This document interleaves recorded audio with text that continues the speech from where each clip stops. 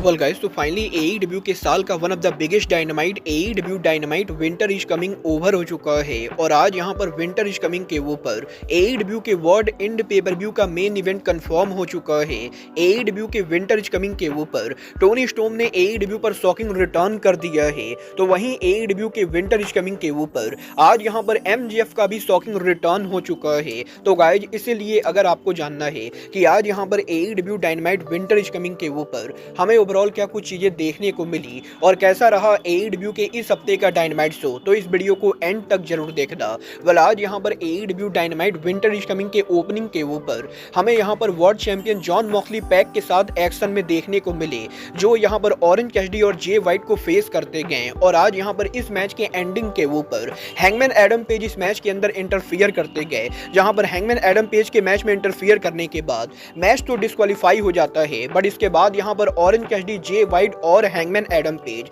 ये तीनों ही आज एक दूसरे के ऊपर अटैक करते गए और जॉन मॉक्सली उनका वर्ल्ड टाइटल लेकर रिंग से बाहर भाग जाते गए। जिसके बाद की एईडब्ल्यू के डायनामाइट शो के ऊपर हमें यहां पर बैंडिडो का वीडियो पैकेज देखने को मिलता है और एईडब्ल्यू बैंडिडो के रिटर्न को टीज करते गए। तो वहीं back to back backstage के ऊपर जॉन मॉक्सली उनका प्रोमो कट करते गए और वो ये अनाउंस करते गए कि एईडब्ल्यू के वर्ल्ड एंड पेपर व्यू के ऊपर मॉक्सली यहां पर ऑरेंज कैसिडी, जे वाइट, हैंगमैन एडम पेज तीनों को मौका देने वाले गए और वर्ल्ड एंड के ऊपर मॉक्सली उनका टाइटल फेटल 4 वे में डिफेंड करेंगे। वेल, बैक स्टेज पर इस सेगमेंट के बाद क्रिश्चियन केज आज यहां पर क्राउड सूट के अंदर उनका प्रोमो कट करते गए, जहां पर क्रिश्चियन उनके प्रोमो के अंदर जॉन मॉक्सली के अपकमिंग वर्ल्ड टाइटल मैच को लेकर बात करते गए और क्रिश्चियन का प्रोमो चल ही रहा होता है तभी सडनली हुक यहां पर पीछे से क्रिश्चियन पर अटैक कर देते गए। और आज यहां पर डायनामाइट शो के ऊपर हुक यहां पर सूट के अंदर क्रिश्चियन केज को बुरी तरह से बीट डाउन करते गए। जिसके बाद की एईडब्ल्यू के कॉन्टिनेंटल क्लासिक के अंदर गोल्ड लीग में आज यहां पर विल ऑस्प्रे और क्लॉडियो कैस्टेग्नोली आमने सामने होते गए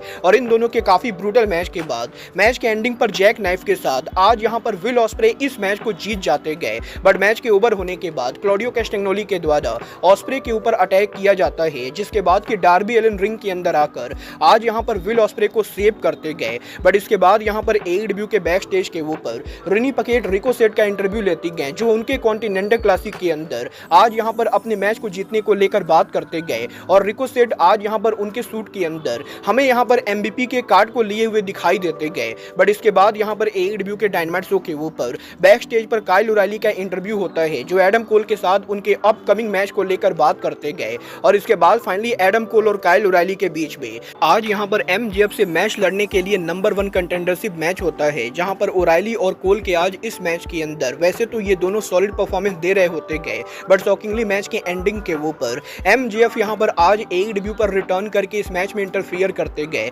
जहां पर एमजीएफ एडम कोल पर अटैक करने की कोशिश करते गए। बट उल्टा यहां पर एडम कोल ही एमजीएफ पर अटैक कर देते गए और इसके बाद यहां पर एडम कोल आज फ्लैश पिन के साथ काइल ओराइली को पिन करके इस मैच को नीट एंड क्लियर जीत लेते गए। और अब यहां पर एईडब्ल्यू के वर्ल्ड एंड के ऊपर डायनामाइट डायमंड रिंग के लिए एमजीएफ और एडम कोल फाइनली आमने सामने होंगे। वेल, एईडब्ल्यू डायनामाइट के इस सेगमेंट के बाद बैक स्टेज पर हमें यहां पर एफटीआर का प्रोमो देखने को मिलता है, जो एईडब्ल्यू के अंदर एईडब्ल्यू के कोलिजन शो पर जॉन मॉक्सली के डेथ राइडर फैक्शन के साथ उनके कन्फ्रंटेशन को लेकर बात करते गए। और एफटीआर ये कंफर्म करते गए कि इस हफ्ते कोलिजन शो के ऊपर एक बार फिर से एफटीआर डेथ राइडर को कन्फ्रंट करना चाहेगी। वेल, एफटीआर के इस सेगमेंट के बाद आज एईडब्ल्यू के डायनामाइट शो के ऊपर डार्बी एलन का सिट डाउन इंटरव्यू होता है, जहां पर डार्बी इंटरव्यू के अंदर एईडब्ल्यू कंपनी के फ्यूचर को लेकर बात करते गए और डार्बी ये बोलते गए कि एईडब्ल्यू के कॉन्टिनेंटल क्लासिक को जीतना डार्बी एलन के लिए सबसे जरूरी गए, क्योंकि डार्बी एलन इसी के जरिए एईडब्ल्यू को सेव कर सकते गए। और डार्बी एईडब्ल्यू के अंदर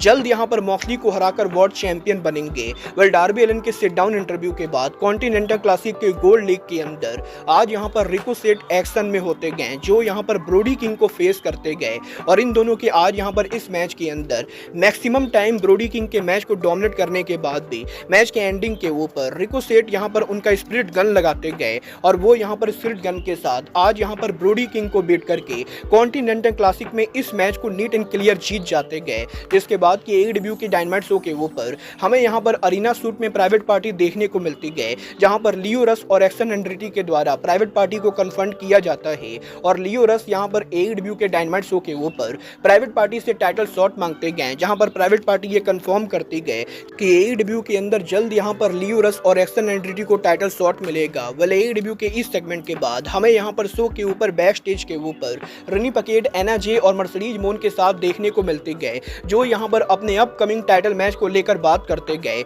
और आज यहाँ पर मर्सिडीज मोन ये दावा करते गए कि वो एना जे को अपकमिंग टाइटल मैच के अंदर मात्र यहाँ पर 1.5 मिनट के अंदर बीट करने वाले गए। वेल, मर्सिडीज मोन और एना जे के हीटेड सेगमेंट के बाद आज डायनामाइट के मेन इवेंट के ऊपर AEW का women's world title on the line होता है, जहां मरिया में AEW का वुमेन्स वर्ल्ड टाइटल हमें यहां पर मीना शिराकावा के खिलाफ डिफेंड करते हुए दिखाई देती गए। और आज यहां पर शिराकावा और मरिया में के इस मैच के अंदर मरिया में वैसे तो इस मैच के अंदर काफी हद तक डोमिनेट कर रही होती गए, बट मरिया में के मल्टीपल टाइम फिनिशर हिट करने के बाद भी आज यहां पर शिराकावा मैच के अंदर किक आउट करते गए। और गाइज यहां पर काफी लंबे मैच के बाद फाइनली मरिया में फिनिशर के साथ मैच को जीत जाते गए और वो उनके टाइटल को रिटेन करते गए। बट मैच के ओवर होने के बाद हमें यहाँ पर थंडर रोजा क्राउड के अंदर बैठी हुई दिखाई देती गए और शो के एंडिंग के ऊपर मरिया में का सेलिब्रेशन चल ही रहा होता है। तभी सडनली AEW की farmer women champion Tony storm का म्यूजिक प्ले होता है और करीबन 4 महीनों के बाद टोनी स्टॉर्म ऑफिशियली AEW के ऊपर उनका रिटर्न करते गए,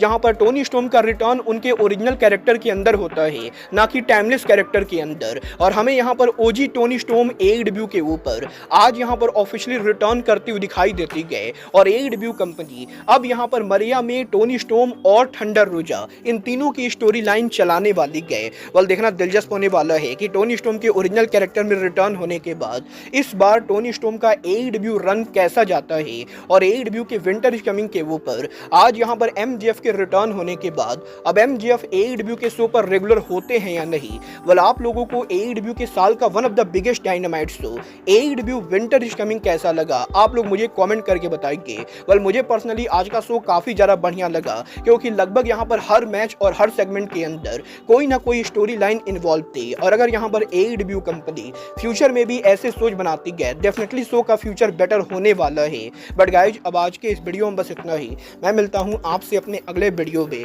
बट गाइज तब तक के लिए goodbye, good night and bang.